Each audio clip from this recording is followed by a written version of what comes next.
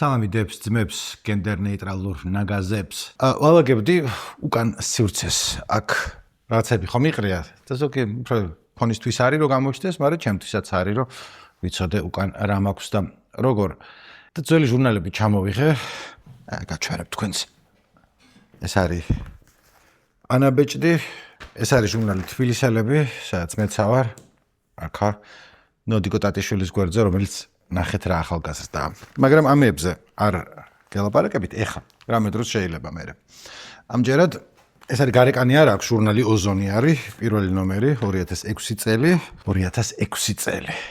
პირველი ქართული ხარისხიანი, ან პრიალაკანიანი, პრიალაფურცლიანი მუსიკალური ჟურნალი. საუკეთესო, მე ვიყავი რედაქტორი, გადავშალე და ნახე ეს. ეს არის 4 თბილისური კლუბი. იმდროინდელი აღწერა არის და უცებ დროში ვიმოგზაურე. და ვიფიქრე რომ ერთად ვიმოგზაუროთ ტემპორალურ სამყაროში. აქედან რაღაცებს წაგიკითხავთ, ვიმშელებთ, რანი ვიყავით, სად მოვედით, საით მივდივართ. გასწორებს. ეს როში მოგზაურობის ხმა არის.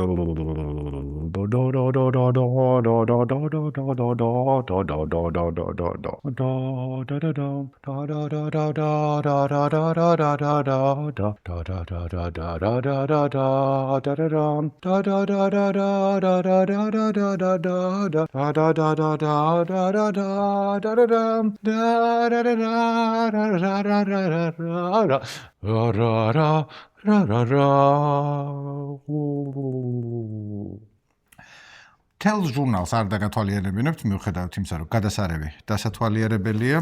ეს ბოლოს წინა კიდევ ერთხელ გარეკანი ამისი დავკარგე, მაგრამ ბოლო გვერდზე მქონდა კომიქსები, გამოგონილი ისტორიები როკის ლეგენდებზე, როგორ Deep Purple და John Lennon-ი წაეკიდნენ ერთმანეთს და მერე Deep Purple-მა დაწერა John Lennon I fuck you, thank you Ringo Starr. სალომის ქეთლაძის ნახატები, გადასარევი, მაგრამ ეხლა სათითაოდ რომ მოყვეთ ეს შორს წაგვიყვანს, მაგრამ მინდა რომ პატარა ეს მოვაყარო სანელებელი დავინახოთ როგორი არის 2006 წელი. ამისთვის ჯერ ორ სხვა რაღაცას წაგიკითხავთ და მე გადავალ კლუბებზე. ერთი არის ეს მობილური ტელეფონების რეცენზიები არ ქვია, უფრო მიმოხილვა, ახალი რა გამოვიდა და რახან მუსიკალური ჟურნალი იყო MP3 მობილური ტელეფონები, ესე ქვია და შესავალი არის, კი მაგრამ როგორ? შენი მობილური ტელეფონი MP3-ებს არ უკრავს? არა? აბა, ზარად რა გაქვს დაყენებული? დაბიური წრიპინი? პოლიფონიური ზარები აქვს? არ გამაგიჟო ხა 1997 წელია? ხე ხატულად წავიკითხე. ჩემივე დაწერილია, რომ ვიცოდეთ, მიყვარდა რევიუების წერა და ასეთი დრო არის. Nokia 7370, Samsung D800, Motorola V3i Razr და Siemens SG 75-ის მიმოხილვა არის. Nokia 7370-ზე წერია. ამ აპარატის ერთი დიდი მინუსი მცირე მოცულობის მეხსიერებაა, სულ რაღაც საწყალი 10 მეგაბაიტი. ანუ აქ სიმღერებს ვერ მოისმენ, მხოლოდ ზარებს თუ ჩაეწერა MP3 ფორმატშიო. ანუ 10 მეგაბაიტი მართლაც და ცოტა, მაგრამ დღევანდელი გაგებით ცოტა კი არა, საერთოდ არ არის. იმიტომ რომ თქვა Samsung D800, რომელსაც ნორმალური ზომა აქვს, ანუ თავზე არ გადასდის, როგორც ავტორს უწერია არა, მაგრამ არც აკლია რამე. 82 მეგაბაიტი მეხსიერება, MP3 ზარები, 1.3 მეგაპიქსელიანი კამერა, ჯენტლმენის სრული ნაკრები. ეგეთ დრო არის. შეიძლება ვფიქრობთ, რომ ამ დროს iPhone-ი სად არის? iPhone-ი არ არის ჯერ გამოსული. No. Nokia-ის მეფობის ხანაა. ახალი ალბომები რაც გამოვიდა, მაშინ გვაქვს Placebo's Meds, რომელსაც ორი ოზონი დაუწერეთ, David Gilmour-ის On an Island, ასევე ორი ოზონი. არ მომეწონა Placebo's Meds რო გამოვიდა, თან მაშინ უსმენდე Placebo's, დებილური ალბომია და სიმღერაც არ მიყვარს, ასე რომ მიჩივლეთ სადაც გინდათ. მაგრამ მაგაზე არ არის. კიდევ ერთი ეპოქის სულისკვეთება რო კარგად შევიგრძნოთ, არის ეს გვერდზე პატარა ჩანართი ინეთში პოპულარული Viagra Super Light. ეს არის ვირუსული ვიდეო, ვიდრე ვირუსული ვიდეოები იარსებებდა, იმიტომ რომ ამ დროს YouTube უკვე არსებობს როგორც ვნახე 2006 წელს, მაგრამ ყოველ შემთხვევაში ეხლა როგორც ვნახავთ, ან მე არ ვიცოდი, ან მაინდა-მაინც გავრცელებული არ იყო, ან ქართველები ისე არ ვიყენებდით. ალბათ ეს უკანასკნელი, იმიტომ რომ ეს ჯერ კიდე თუ არ ვწდები ის დრო, როცა ინტერნეტი გაქვს, არსებობს ეგეთი ცნება ლოკალი და გლობალი. ანუ თუ გინდა რომ ადგილობრივ ქართულ საიტებზე შეხვიდე, შედარებით სწრაფად შედიხარ, ლოკალი ეგ არის. და გლობალზე თუ გინდა რომ გახვიდე, ეს უფრო ნელა მუშაობს. ამიტომ იყო რომ ვთქვათ, My Videos საიტი იყო აქტუალური და ხალხი შედიოდა, იმიტომ რომ უფრო სწრაფი იყო რომ My Videos-ზე შესულიყავი, ვიდრე Dailymotion-ზე. აი ნახე, ეს არის კლიპი, რომელიც არ ვიცი გინახავს თუ არა, ეხლა მაინდა-მაინც პოპულარული არ არის.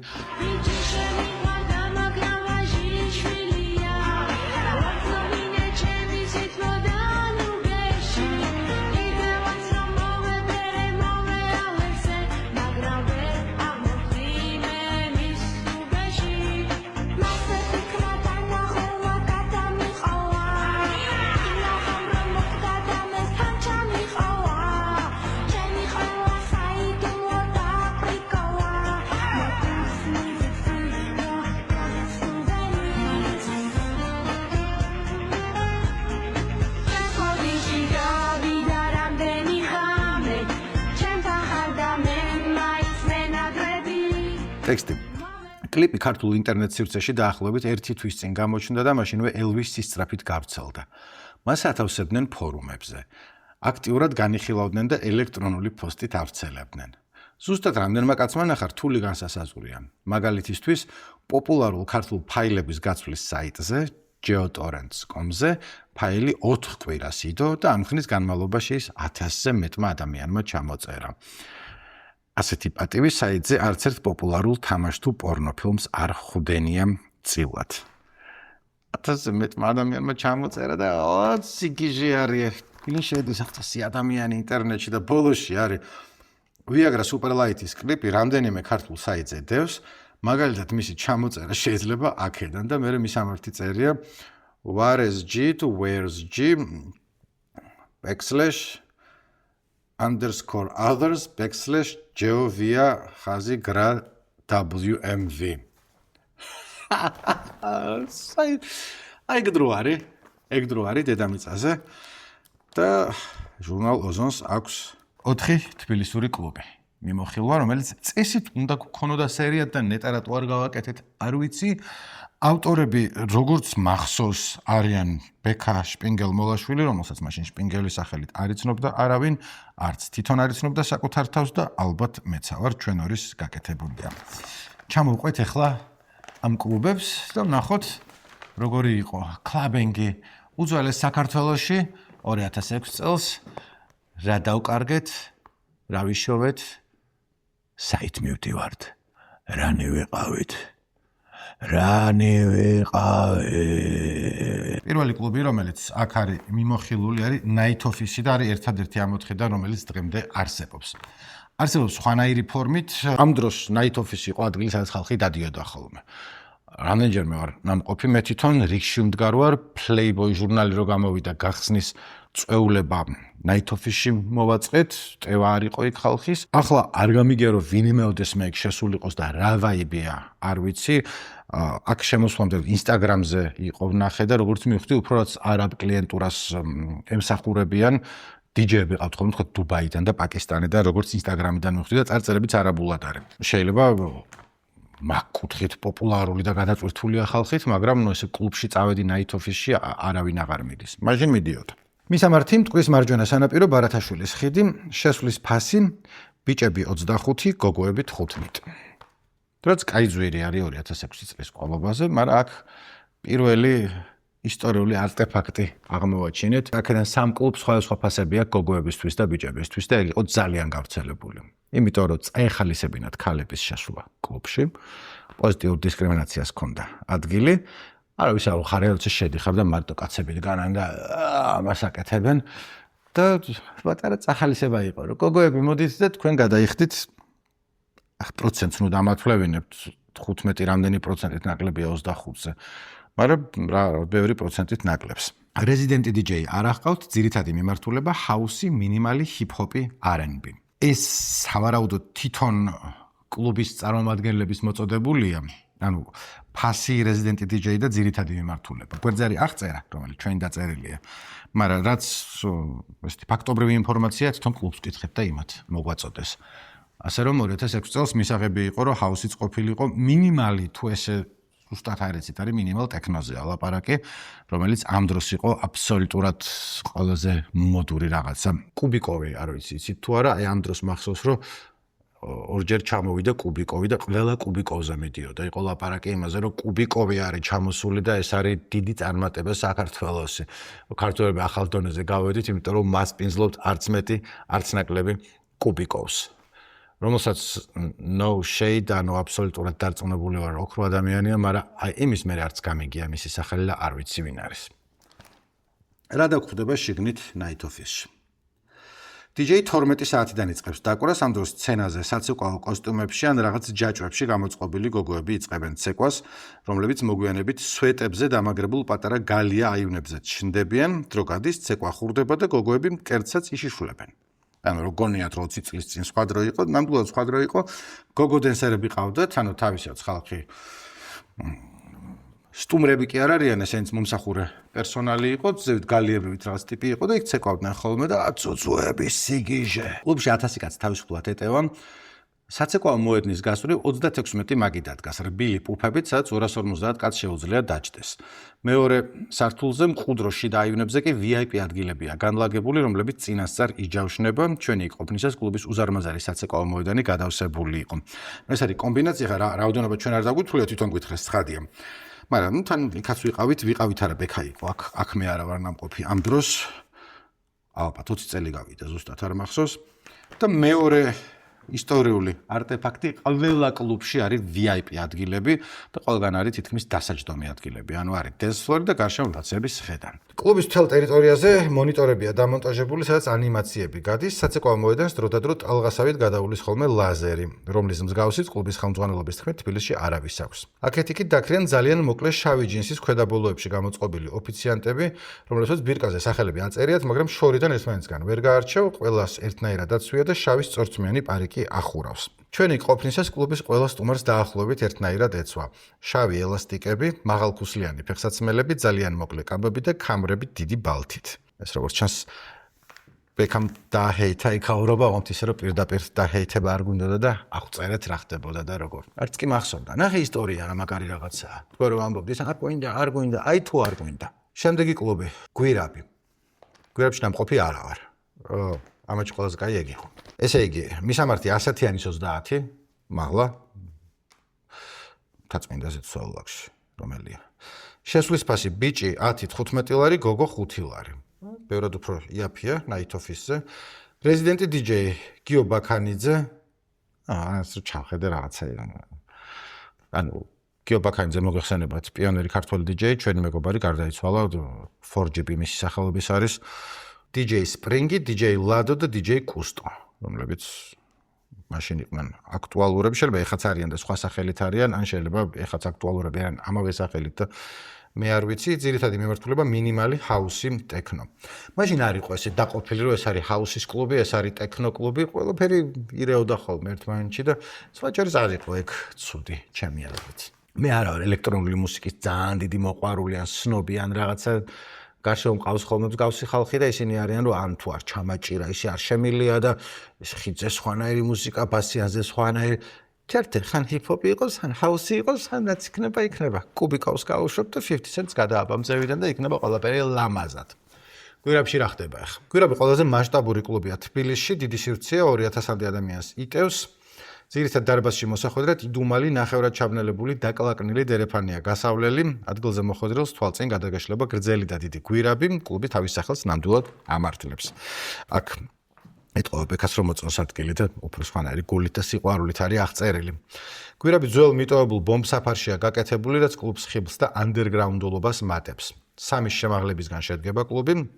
პირველზე არის სცენა, საცეკვაო მოედანი და ბარი. 500 კაცი ეტევა საცეკვაო მოედანზე. ცეკვავენ ასევე მოედნის ორივე მხარეს. სიგრძეზე რკინის კონსტრუქციისგან გაკეთებულ დაკიდებულ საცეკვაო ფლიგელებზე. ეხლა არც ვიცი, ზოგი უყურებდა წარმოდგენა არ აქვს რაზე ალაპარაკი, იმიტომ რომ 20 წლის წინ იყო ესა და შეიძლება ისე იყოს, რომ 2006-ში მე დავიბედი, პატარა მაგაზი, ლაკვი და დავმივარ, აუ და რაღაცები არიანო, როგორ რას ლაპარაკობ, ანუ რკინის კონსტრუქციაზე მე რომ მიცეკვია იქ არავის არ უცეკვია მაგდენი. კლუბის ტერიტორიაზე ორი ბარია, ერთი სცენის ახლოს მდებარეობს, იქ მხოლოდ სასმელი იყიდება, თუ მოგშივდა მესამე შემაღლებაზე მდებარე ბართან უნდა მეხვიდე. მეორე და მესამე შემაღლებაზე დასაჯდომი ადგილებია, აქვეა ფასიანი VIP ადგილები, რომელთაგან ყველაზე ორიგინალური ბარის თავზე დაკიდული რკინის კონსტრუქცია, რბილი სავარძლებით. ეს რბილი სავარძლებით კონსტრუქცია cool chance, გვირაბშიც კი არის VIP ადგილები, იმიტომ რომ ყველგან უნდა იყოს და ასევე მესამე ისტორიული არტეფაქტი ყველგან საჭმელია. ანუ მიდიხარ ბარში, ამენ საჭმელსაც შევუკვეთავ. ამდენად კარგი არის ეს საჭმელი, არ მიჭამია არსად, იმიტომ რომ კლუბში რატომ უნდა ჭამო, თან მაშინ ახლა ხშირად დადიოდი, ფული მაქვს და რაღაც 25 ლარი ღირდა შესვლა კაცის. 15 ლარი თავის. შემდეგი გვაქვს თუსაიდი. მისამართი ბამბის რიგი 7 თუსაიდი იყო ბამბის რიგიდან კი არა სანაპიროდან რომ უნდა მიხვიდე. გას რაღაც შენობა, ახლა ბიზნეს ცენტრია თუ რა არის. შესვლის ფასი 20-30 ლარი ბიჭი, გოგო უფასო, ძირითადი მიმართულება ჰაუსი. თუსაიდი რამდენიმე წელი იყო თუ არ მახსოვს და კონცეფცია ჰქონდათ ესეთი, რომ ორი მხარე რა ხან ქვია, ერთ მხარეს იყო რესტორანი, მეორე მხარეს იყო კლუბი, საცეკვაო დარბაზი. და იგულისხმებოდა, რომ ორივე არის უფრო მაღალი ხარისხის კლიენტურაზე, ანუ ჩემნაირებზე და თქვენნაირებზე არა, უფრო ის სამსახურიდან ოფისიდან რომ ადამიანი გამოვიდა, ცოტა ჰალსტოხს რომ მოიხსნის, კი არ მოიხსნის, შეიხსნის, აქეთ შეჭამს და მერე ცოტა აქეთ წაიცეკვებს მეორე მხარეს. These are the two sides, okay? და აღწერისგან მიხვდები, რომ ავტორს სძულს ადგილი, მაგრამ ისე პირდაპირ ხო არ დავწერთ. თუსაიდ ჯინსებში გამოწყობილი ახალგაზრდების ადგილი არ არის. აქ უფრო პიჯაკსა და ჰალსტოხში გამოწყობილი საქმიანი კაცები დადიან, პოლიტიკოსებს ან ბიზნესმენებს უფრო შეხვდებით, ვიდრე შოუ ბიზნესის ვარსკვლავებს. კლუბი სამსართულიანი ბიზნეს ცენტრის პირველ სართულზე მდებარეობს, მის გვერდით ფეშენებელური რესტორანია, ეგ პირველი საიდი რაც არის, მეორე სართულზე კი ბიზნეს შეხვედრების ადგილი. თუსაიდი ერთი თითქმის საცეკვაო მოედანი აქვს, დანარჩენი ადგილი დიდ 4-კუთხედ მაგიდებს და რბილ სავარძლებს უკავია. ეგ არის მაშინდელი კლუბები. ჩვენი ყოფნისას კლუბი სავსე იყო, პატარა სცენაზე დრამერი იჯდა და DJ-ს გაშვებულ მუსიკას რიტმს უწყობდა. მესაც cool პონტია შეგვიძლია დავაბრუნოთ ცოცხალი მუსიკის და DJ-ს ნაზავი ერთად. მაგრამ ნახე, ცეკვავდნენ მხოლოდ გოგონები, რომელთაც მხარს ერთი ეული ბიჭი უბამდა. კაცები კი სავარძლებში იყვნენ, ჩასვენებულნი და ლუც და ვისკის სწრუფავდნენ. ნახევარზე მეტი ჭამდა. თუსაიდში რამდენჯერმე ვარ ნამყოფი და არც ერთხელ არავინ არ იყო. ან რაღაც ხო შეხვალ და უბრალოდ შეიძლება არც იცოდეთ, იმიტომ რომ ეხლა რაღაც ვერ წარმოვიდგენე, რომ კლუბში მიხვიდე და არავინ არ იყოს. ბარში მიხვიდე და არავინ იყოს, ხო ჩვეულებრივი ამბავია, მაგრამ რაღაცა საღამოს რომ მიხვიდე რაღა დარჩა left bank-ი კარგი ის ტესი აღარ არსებობს ან პასიანს და იმაზე არა მაქვს ლაპარაკი და ხშირად კი არ დავდივარ და ის კლაბერის პონტიდან კი არ დავცინი, მაგრამ როცა რომ კლუბში მიხვედი და იქ ცირა არავინ არ არის, ან ჯერ არავინ არ არის მოვა ხალხი, არა დღეს არავინ მოვიდა, ანუ ეგეთი დღეა, რა ვიცი, არა სადაც სხვაგან წავიდა ხალხი. არ იყო დღეს კლუბში სიარულის ხასიათზე არავინ. განსაკუთრებული განათებები და მოციმციმე ლაზერები არ არის, აქ კლუბური ცეკვის მოყვარულთა და ექსტაზი ყლაპია ახალგაზრდების ადგილი ნაკლებადაა. თუსაიდში სამუშაო დღის ბოლოს გამტვირთვის მსურველი საქმიანი ადამიანები დადიან. თუმცა საკვირველია, როგორ შეუძლიათ ჰალსტუხებსა და მკაცრ პიჯაკებში ბოლომდე მოდუნება. იყო დრო გქონდა ჟურნალისტიკა ქართველებს. და მეოთხე გვაქვს სვიჩი. სვიჩი იყო, აქ წერია რუსთაველის 37, რომელიც რეალურად არის ველოსიპედის ქვედა მხარეს. ანუ ეხა არ ვიცი, იქ რა არის ტრიპის კლუბი, შეიძლება დაკეტილიც კი იყოს, მაგრამ მანდარი, კანუდოსიდან რო გამოხვიდე და შეხედო, იქ იყო კლუბი სვიჩი. შესვლის ფასი, ბილეთები არ იყიდება, შესვლა სიით. სვიჩი ბილეთები არასოდეს იყიდება. კვირის დღეებში შესვლა უფასოა, პარასკევს და შაბათს კი კლუბთან მდგარ დაცვის თანამშრომლებს ხელში სტუმართა სია უჭირავთ. ვისახელსაც ვერ იპოვიან, შეგნით არ უშვებენ. აი ფილმებში რომ გინახავთ ისე. სტუმართა სიას კლუბის ხელმძღვანელი გუგა ახალაძე ადგენს, ის თავის მეგობრებს პატიჟებს, მათ კიდე თავიანთი მეგობრები მოხავთ და ასე ივსება კლუბი. ეხა მე ვიდრე მოვიდოდი ამ წუთას პირველად არ ვკითხულობ ამას, გუშინ წავიკითხე და გადავამოწმე მეგობრებთან, სვიჩში შესულხავთ, ფული გადაგიხდიათ, მოკლედ აქ რახან წერია ეგრე იყო მაშინ. იმიტომ რომ ხარ მოვიტყუებოდით.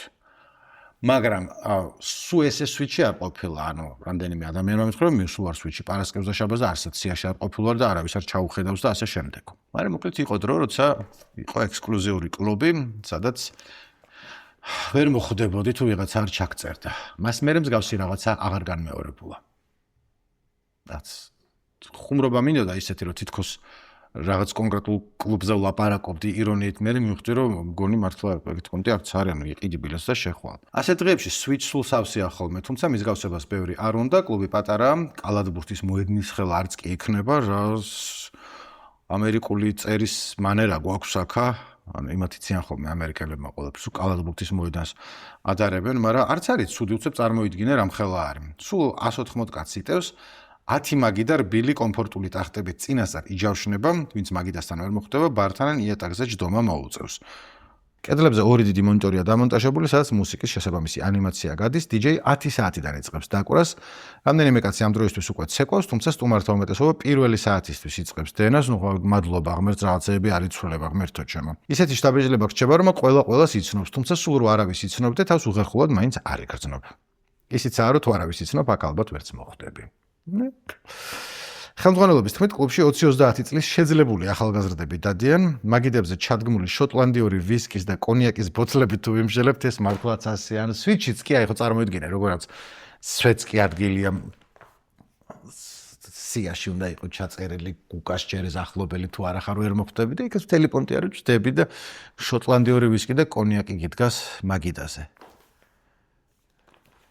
iPhone ჯერ არის გამოსული. ეს პარასკევს და შაბათს. კვირის სხვა დღეებში switch 8 საათზე იხსნება, ჩართულია წყნარი ელექტრონული მუსიკა, ბარმენი კოქტეილებს ამზადებს, უკრაინელი მზარეული კი ევროპულ კერძებს, როგორც კლუბის ხელმძღვანელობა ირწმუნება, ძალიან გემრიელს. ასეთი იყო შორეული 2006 წლის კლუბური ცხოვრება თბილისში. ცხადია, მარტო ეს არ ყოფილა გამაბრძმედილი მოდარაჯე მაყურებლები უამრავ სხვა ადგილს გაიხსენებენ, შეიძლება თქვა რომ იმ დროის კლუბური ცხოვრება ახსენო და აჭარა მუსიკოლიდან არ დაიწყო, თუმცა მაგაზე არ არის, ანუ ჟურნალში ვნახე რაღაცა და მეთქი მოგიყვებით, იმიტომ რომ ახალი დაწყებული მაქვს ამეების ჩაწერა და მაქვს ესეთი გეგმა რომ მქონდეს ორგვარი სერიები. ერთი იქნება გამოწვლილი, შესწავლილი, უფრო გრძელი თემატური ვიდეოები, რომელიც ამჯერად და მომდევნო თვენახევრის 2 თვის განმავლობაში შეეხება ჰიპ-ჰოპის ისტორიას, ის უფრო გრძელი არის, ჩასაწერად დასამთავრებლად იმას ესე ორ კვირაში ერთხელ დავდებ ხოლმე. ხანდახან შუაში რომ არ ხმა არ მოიწყინოს, ჩემ მეორე მხარესაც დაგანახებთ. უფრო ნაკლებად მომზადებულს, უფრო კისკას და აი ესეც, რომ ავიღებთ და მაგასაც ხო აქვს ხალისი. რო გაინტერესებდეთ როგორი იყო switch. ან არ გაინტერესებდეთ, მაგრამ ეხლა დაინტერესდით. Okay, ახლა რეკლამა.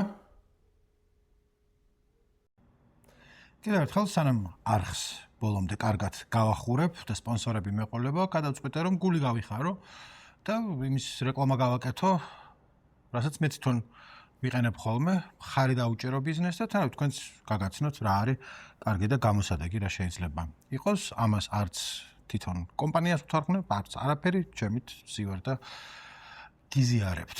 ამჯერად მინდა რომ გელაპარაკოთ სავარჯიშოდ დავდივარ Urban Garden-ში, Urban Garden, არ ვიცი როგორ გამოითქმის, კარგი ინგლისურით, თუ არ ვწდები, რამდენიმე არის ქალაქში, მე დავდივარ აღმაშენებელზე, ილიას ბაღში, მე მგონი იგივე ვარდების ბაღია. რამდენიმე სხვადასხვა ადგილას მივარჯიშია, ეს ერთ-ერთი საუკეთესოა, სუფთა არის, ძვირი არ არის, მე ვიყიდე შავ პარასკევს 3 თვე 300 ლარად. ისე სხვადასხვა სერვისების მიხედვით რა სხვადასხვა ფასებია, მაგრამ დაახლოებით 130 ლარი ნორმალური იქნება თვეში რომ დათვალო. ეს უბრალოდ დარბაზში მისვლა, წვრთნელი, როგორც ვთქვი, ცალკე მე არ ამყავს წვრთნელი, მაგაზე ვერაფერს ვერ გეტყვით, მაგრამ ჩემ მეგობრებს ყავთ და აქებენ. კარგები არიანო. თუ განსაკუთრებით სამსახურის მერე მოიფიქრებთ მისვლას 7-8-9 ეგრე გადაწყვეტილია ხოლმე ბევრი ხალხია და მაგ დროს მწვრთნელი გარდა იმისა რომ ვარჯიში გეხმარება, იმაშიც გეხმარება რომ იქ მოდი დადექი შენთან არ გიწევს გებთან ურთიერთობა. როგორც გამიგია. მე თვითონ მარტო კაცი ვარ მაგ ამბავში, კმაყოფილი ვარ და თუ რა ვიცი, გიფიქრიათ რომ ხო არ ვიარო დარბაზში, მაგაზე კარგ საკუთარ თავს ადამიანი ვერაფერს გაუკეთებს. თუ გინდა ირბენ, თუ გინდა სიმძიმეებსაც, მე მაგას ვაკეთებ ხოლმე და თუ ქალებისთვის არის კიდე სხვა ჯგუფური ვარჯიშები, მაგაზე მე არ დავდივარ, იმიტომ რომ ხალი არა ვარ და თან ჯგუფური ვარჯიშები არ მიყვარს, სოლო მიყვარს. თუ სადმე მიდამოებში ცხოვრობთ, აღმაშენებელთან, Urban Gardens ალბათ საუკეთესო ვარიანტია. სხვა ფილიალებზე ვერაფერს გეტყვით, ალბათ ისიც კაია, შეიძლება არ არის. დავბრუნდით უკან. ხო ესე, დავსრულდებით. თუ გაინტერესებთ რა სიხშირით იდება ხოლმე ვიდეოები, ჩანაფიქრი მქონდა თავიდან და ეხაც მაქვს რომ ორ კვირაში ერთხელ. თუმცა თავიდან უფრო ცოტა ხშირად ვაპირებ რომ გავაკეთო, ორ კვირაში ერთხელ, იმიტომ რომ YouTube-ზე ისედაც ჩანვარ და არ მინდა რომ თავი მოგაბეზროთ. კვირაში ერთხელ ჯიმი და ნიკოს განკითხვის დღეში ვარ ხოლმე და TBC-ის არხზე იდება ჩემი საყვარელი გადაცემა, ჩემი გადაცემა არის, მაგრამ ასევე მიყვარს.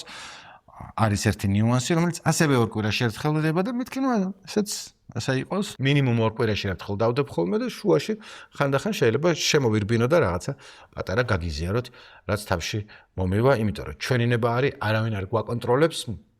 ერთ-ერთი ვინც გვაკონტროლებს არის YouTube-ის ალგორითმი, რამე თუ სოციალურ მედიაში გაზიარებებს და რაღაცებს ვცდილობ რომ არ ვქნა და აბა თავისით როგორ წაიღებს, ასე რომ თუ მოგინდებათ რომ ეს ნახოთ, რამე უნდა გამოიწეროთ. ან ჩემი არხი, ან სხვისი არხი და მე შეიძლება ჩემიც გაჩვენოთ თუ ის სხვისი არხი ჩემს ასკავს, მაგრამ ბარემ პირდაპირ ჩემი გამოიწერეთ და დააბუქმარქეთ, დაამატეთ ფავორიტებში youtube.com. კარგი დღე გქონოდეთ. ეს ბოლოს რაც catchphrase მოვიფიქრებთ, რითიც დავამთავრებთ ხოლმე. ამ წუთაზე მოფიქრებული არა გვაქვს. Vaya con Dios.